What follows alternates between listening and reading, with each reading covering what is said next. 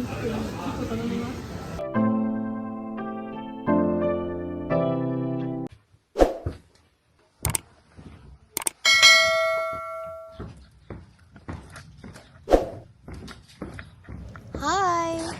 Mama ada ඔයාලව එක්ක යන්න හදන්නේ ජපානයේ අවුට්ලට් එකකට.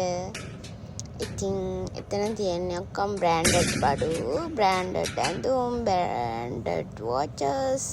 එතකොට හැමදේම තියෙනවා, බ්‍රෑන්ඩඩ් බෑග්ස්, හැමදේම ගන්න පුළුවන්. ඉතින් ලොකු ප්‍රීමියම් අවුට්ලට් එකක්. ගිහලා බලමු. මොකද මට තනිය යන්න අමාරුයි. මම වැඩි ඩ්‍රයිව් කරන්න කැමති නෑ ඇත්තම කිව්වොත්. අපි දෙන්නත් එක්ක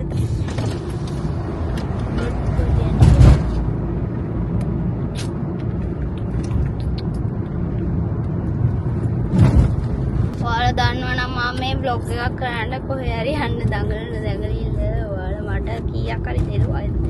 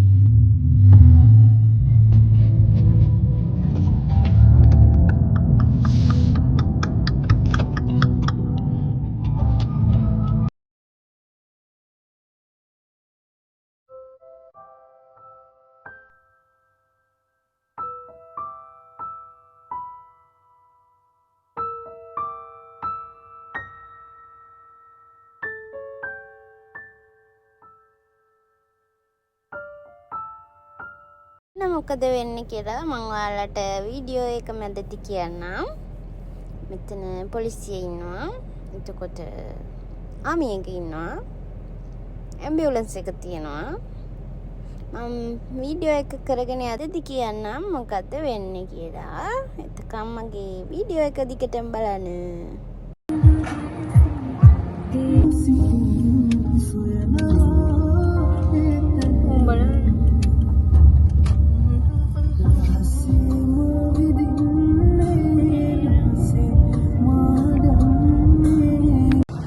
මාර කට්ටක් කාලා පාකින් එකක් හොයාගත්තේ.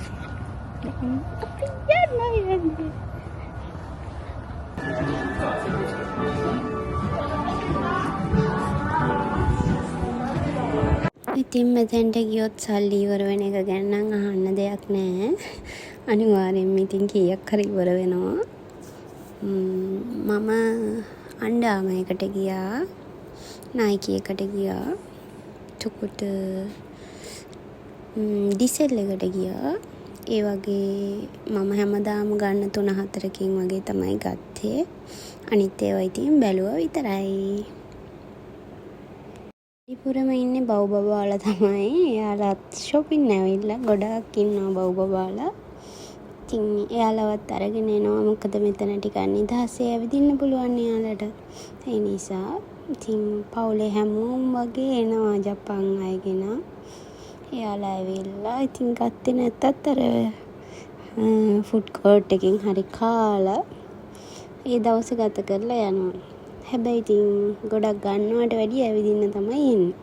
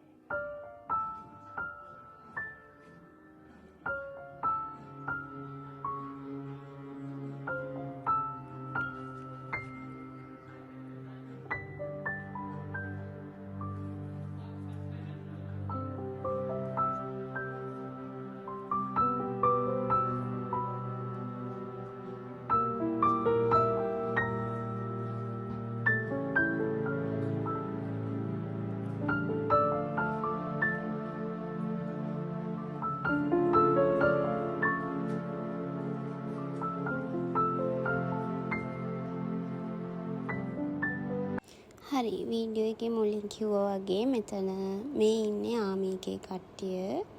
එතකොට එතන ඉන්නවා චූටි බබාලා. ඉතින් මේ කරන්නේ මෙයාලට ආමි එකේ සාමාන්‍යයෙන් වෙන ප්‍රොසෙස් එකයි ඇම්බියුලන්ස් එක වෙන ප්‍රොසෙස් එකයි.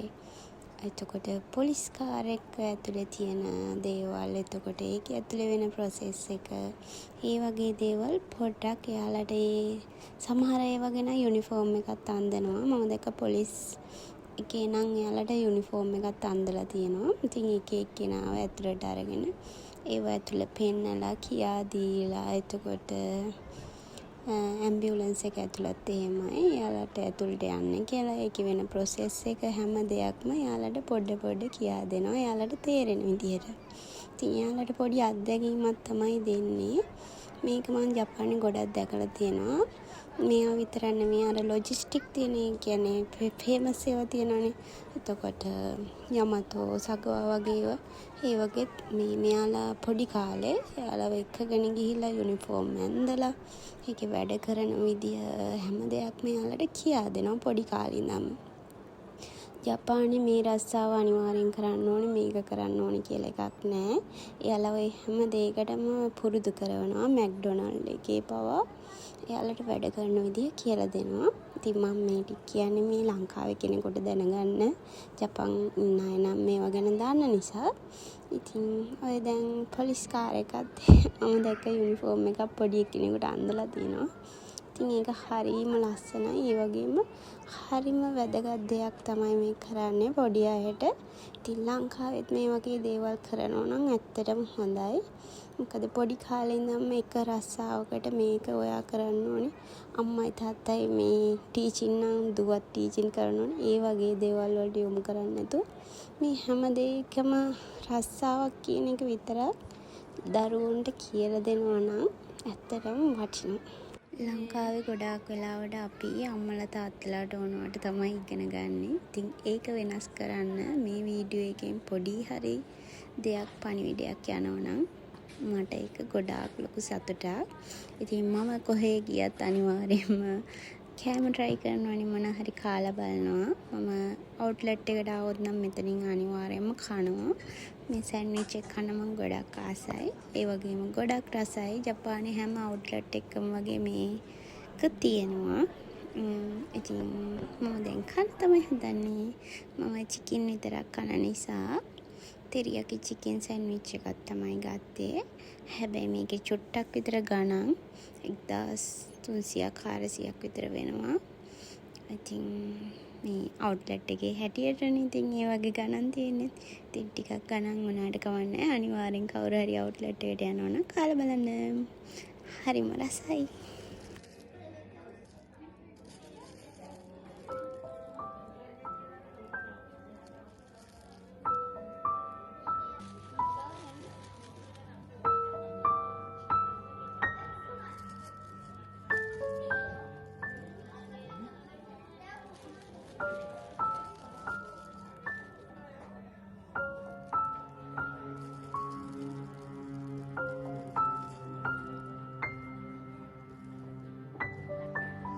ඉතින් කාලා හැම ආයෙ පොඩ්ඩක් අපි ඇවිද්දා.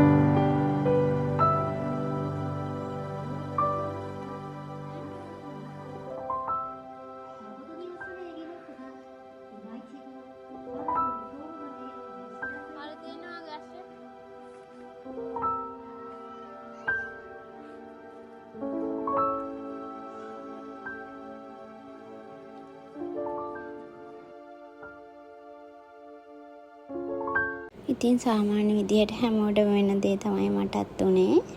කොහොම හරි රුපියල් නෙමෙයි යෙන් 80000ක් විතර බඩු ගත්තා. ඉතින් අවුරුද්දකට සැරයක් විතර මම සමන යනවා. අවුරුදු 3ක් විතර ඉඳන් සාමාන්‍ය ජනවාරි 1 වෙනිදාට තමයි එන්නේ. ඒත් මේ පාර එන්න බැරි වුණ නිසා තමයි අද ආවේ.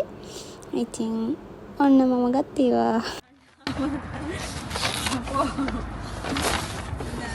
Nike. Then this මේක නම් දාන්න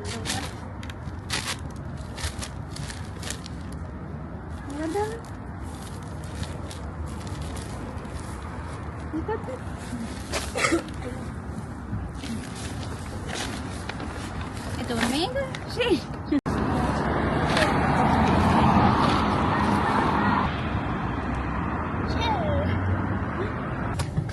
දැන් මම රොස්ටම් බලන්න තමයි යන්නේ.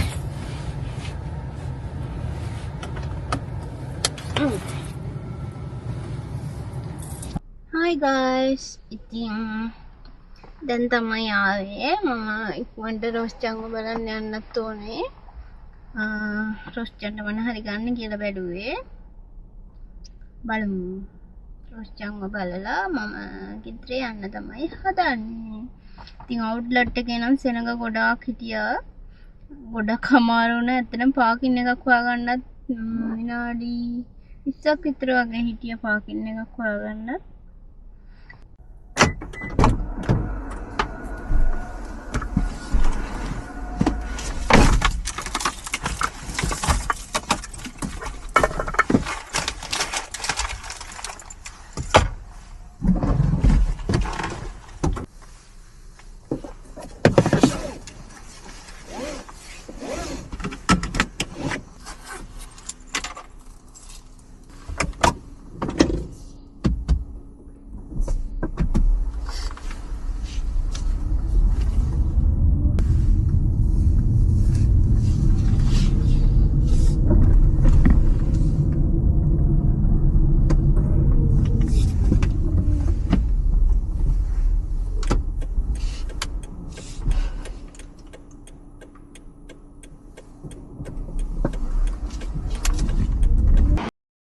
දැන් මං යනකොට ටික රෑ වුණානේ 7:00 වෙද්දි රොස්ටම් සාමාන්‍යයෙන් නිදා ගන්නවා. ඉතින් එයා ඒ මූඩ් එකේ තමයි හිටියේ. මම ඊට පස්සේ ටිකක් රෑ වුණ නිසා ඕගියා රාමෙන් එකක් කන්න තමයි හදන්නේ. මං ආසම කෑමක් රාමෙන් කන්න දැන් මම මාර මාසයි. ඉතින් ඕගියා කියන්නේ ගොඩක් ජපානයේ ජනප්‍රියම රාමෙන් කඩයක් නේ. ඉතින් මං හිතුවා ඕගියා එකෙන් අද කාලා බලන්න. හරිම රසයි මේ රාමෙන් එක. දැන් මතක් වෙති ආයෙ කන්න තිබ්බනම් හොඳයි කියලාත් හිතෙනවා.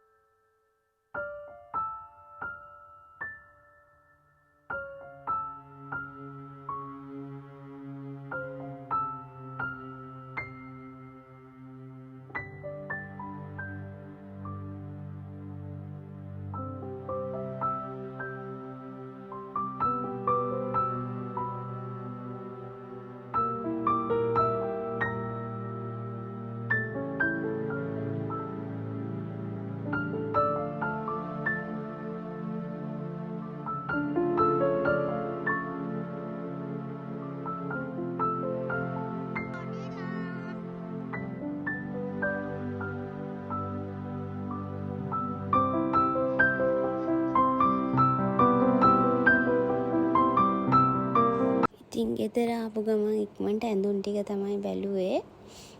ඊට පස්සේ වොෂ් එකක් දාගෙන නිදාගත්තා. ඉතින් මගේ වීඩියෝ බලන ඔයාලා හැමෝටම ගොඩාක් ආදරෙයි.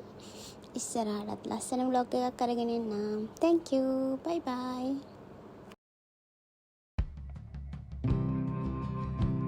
ඉතින් ඊට පහුවදා රස්නේ කිව්වා විතරයි හොඳටම හිම වැටුණා අපිට. ඇත්තටම මගේ කට නිසාමත් දන්නේ ගොඩාක් හිම වැටුණා. දැන් එදා ඉඳලම ගොඩක්ම සීතලයි ආයෙමත්. ඉතින් 4 වෙනි මාස විතර වෙනකන් සීතලයි හොළඟයි හිමයි එක තමයි ඉන්න වෙන්නේ. මට රස්නේ වුණා විතරයි හිම වැටුණේ. ඉතින් මම ඒ ටිකත් ඔයාලට බලන්න ෂෙයා කරන්නම්. මේ අපේ ගෙදර යන්නවත් බැරි තරම් හිම වැටිලා.